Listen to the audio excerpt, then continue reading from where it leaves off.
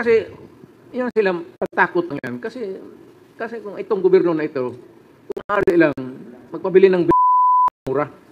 Kasi yung paltik sa Danau lang, lisensya, bigyan mo lahat ng tao ng paltik. Diba, tabla na. Yung mga kaya ako, wala akong, alam mo, ang pasensya ko, ang pasensya so kapwa ko tao hanggang ganyang kataas. Ganyan lang ako. Ganun lang. Nagkamali ka, hanggang dyan ka lang. Hindi kita papalusutin. Hindi ako maniwala na kailangan mo mabuhay at the expense of the other guy's pocket. Bakit ka mabuhay sa bulsa ng ibang tao? Kung wala kang pera, pues, mamili ka, ilang Jones Bridge, ilang bridge yan dyan. Mamili ka lang kung anong bridge ka tatalon dyan. Ano? Kung wala ka man lang pagkain, tapos desperado ka, gusto mo maghanap ka na, mamili ka na ng tulay ng gusto mo dyan. Umakyat ka dyan sa building dyan, sa yung lumang eskolta na yan. Total, pagdating mo sa baba, isang bug. Tapos na. Wala nang problema mo. Bakit mo damayan yung ibang tao na hirap na nga sa buhay, hold upin pa ninyo, takutin pa ninyo, may kotse nga, hindi naman sa kanya, sa kumpanya, ay nakakotse lang, tapos, ang ayaw ko, alam mo kayo mga pag isang tao at hindi ko kayo bubuhayin. At kung malaman ko kung nasaan ka nakatira, saan ko yung tap niya sa baka akala ninyo you do not have a monopoly of evil in this country. Lahat tayo may kaya lang sa ating upbringing, religion, sa disiplina, nagpipigil tayo. Pero kung ang tao, you rob him of his hope and, anak, ganun. Ang advice ko, back up kita. Bata. Tapos, itatapon mo na, hindi mo na isasauli, tapos tatanggipin mo yung ransom, ibabayad sa inyo. Para pagkatapos, ni hinuhay. Basta na lang, tapos na. Pagkaganon po, marami tayong ang unang krimen, yung naging presidente ninyo. Kasi kung hindi ako naging presidente, kasama tayo dito sa sindikato. So huwag ninyo akong bulahin ako. Takot-takutin niya, baril-barilan ng mga sindikato. Sabay sa mo. Maghanap ko ng handcuff. Sino yung kriminal na kursunadang mag-handcuff kita. Sabay tayo magtalon dyan. Kasi gusto ko na at huwag mo ninyo donut kasi ako gusto ko na rin kako at the age of 73 79 pala sana si hindi si Sal binibiro ko si Sal kasi si Sal ayaw umamin matanda siya sa akin siguro si Panelo basta matanda yan siya sa akin kabata-bata lang. May katanungan pa? Yes, Ms. Pam. Mr. President, naniniwala ko kami at naniniwala ko ang gagawin niyo na maganda ang ginawa ninyo sa trabaho. At lahat ng sambayan ng Pilipino ay naniniwala maganda ang ginawa ninyo sa bansa. Bakit tila baga ang administrasyon ngayon ay buhos or all hands on deck ika nga sa pagsira sa pangalang Duterte? Bukod ay bagkus na maganda naman ang inyong ginawa. Kaya sinabi ko, I don't give a kung ako tapos na ako, pinakita ko na yung ika nga sa yung salida ko. Yung salida, yung show ko. Bisaya, yung Espanyol, pati Bisaya, yung salida. Napakita ko na yung salida ko. Inyo na naman. Tapos na ako. At least sa panahon ko, kontento ako na I do not have to get an approval from anybody. Dito sa konsensya ko, may ginawa ako para sa bayan ko.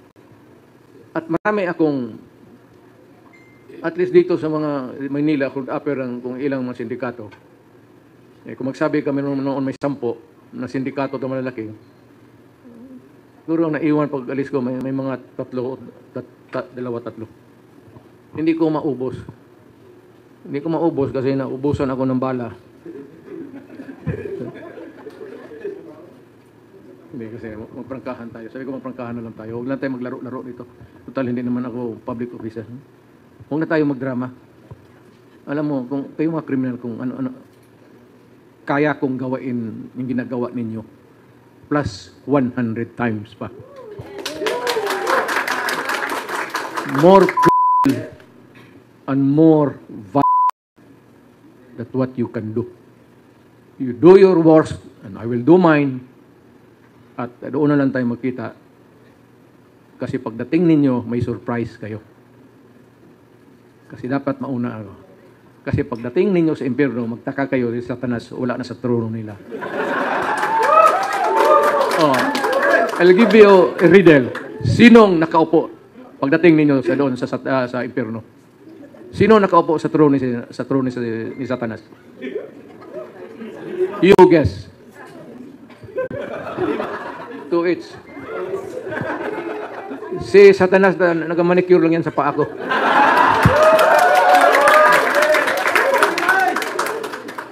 Bakit ako magpatalo? Magpunta ako doon sa impyerno para pasunog lang tapos si Satanas ba tigas-tigas doon. Sabihin ko sa kanya, bakit? Naging presidente ka ba ng Pilipinas? Hindi, ako, sarcasm plus malicious, na ako.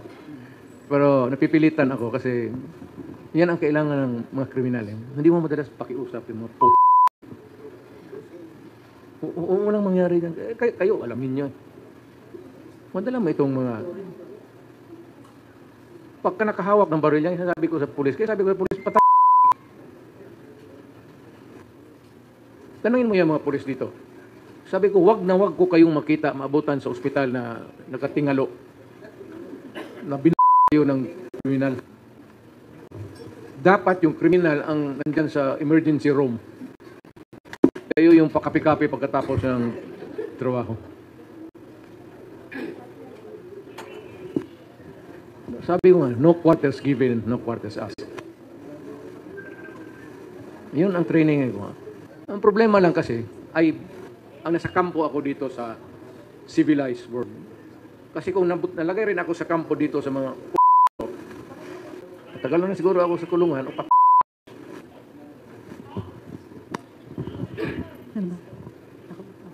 Ikaw, Lorraine. Mr. President, sir, yes. Nagmo-monitor ako ng mga comments, sir, during the Senate hearing. Tapos yung predominant na narinig ko, we miss this president. We miss yung ganitong malakas na paninindigan. At nanggagaling kasi yun, sir, sa mga taong malungkot na at natatakot sa mga.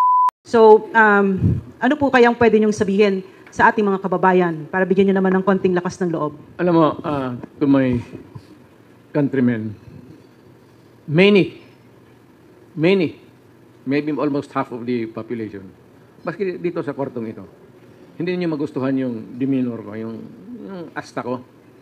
Sabi niya, ito ba mayabang ito o ano bang gusto ipakita nito? Yung naging presidente na ito, naging mayor na ito, ano pa gusto niyang ipakita? Ang gusto ko kasing ipakita is my message primarily to the Filipino people is that itong sasabihin ko para ito sa inyo. It is really actually to protect you. Na itong mga kriminal, nagbibigay ito ng problema sa atin. Alam mo, pag ikaw ay isang wage earner lang, ordinary, nagtatrabaho ka lang sa hotel, may anak ka, nag-aaral, tapos college sa gabi. You know, every night, kung nasa trabaho ka, o nasa bahay ka na, tapos naghihintay ka pa, magsige ka tingin ng relos mo, lalo na kung may bagyo, hindi mo malaman kung yung bus na sinakyan ng anak mo, hinold up, o naglalakad yung anak mong babae, dinampot. Yung sense of security, wala. Sa Davao, meron talaga. Kasi pag nagkamali ka talaga, let me be very bastos ang bunga. Do not in my city. Huwag mong galawin yung inosenteng tao, lalo na yung mga bata. Pag ginalaw mo yan, hindi kita papalusutin. Yung mayor ako, nang magtanong kayo, I'm sure almost nasa isip, Mayor, ilan ang Davao? Hindi ko naman masabi, ma'am. I can't quantify it. But sinabi ko lang, there was, we enjoyed a little place, or there was law and order, sumusunod naman lahat.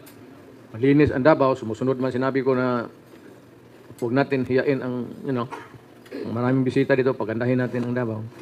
Kayong mga kriminal, umalis na kayo. Nung punta kayo sa ibang lugar, may sinasabi ako na mga cities, pero out of respeto sa kanila, I will not repeat it again. Mukhang ma-insulto rin sila. So, umalis kayo. I'll give you the chance. Pero napakawala ko talagang patience sa maliit masyado ang magkamali ka lang ng kunti. Pagka-criminal ka, may record ka, galing ka sa munti o nakulong ka na, at may record ka sa database sa national, mag-ingat ka talaga kasi kunting kakamali yan. Tatapusin kita. Para ano? Para sa bayan. Maniwala ka o hindi, strange as it may seem to you to hear it, maybe, para sa bayan. Para sa mga pinsan ko na walang pera, walang kotse, naglalakad. Para sa mga kapatid kong Pilipino dito na mag-uwi, tapos magsakay ng bus, tapos uhul yung bus, pukul pera, at minsan may binabaksak. Alam mo, we always pray to God for justice. Diyos ko po, bigyan mo kami ng hustisya. Ngayon, tanungin ko si Diyos, Diyos, kailan kami maghintay? At least bigyan mo kami ng time limit. Padaan mo lang dyan sa pare yung message na ito yung sagot ko. Hoy Rodrigo, yan. Pero kung wala kang binatagang time limit at magtitiis kami dito araw-araw, may mahul, gawin akong mayor dito, di ba? Itong sabihin ko, diba? Hindi lang ako makatakbo dito. Katakbo ako ng mayor dito. I will not mention a particular city. Sinabi kong umalis kayo dyan, bigyan ko kayo ng cement trunks na bilihan ko kayo. Diyan sa Baklaran, marami dyan mura. Maglangoy ka, huwag ka nang huminto. Basta langoy ka na lang hanggang saan ka mag-abot. Nang bumalik. Do not look back or try to swim back. Kasi naghihintay ako dito. May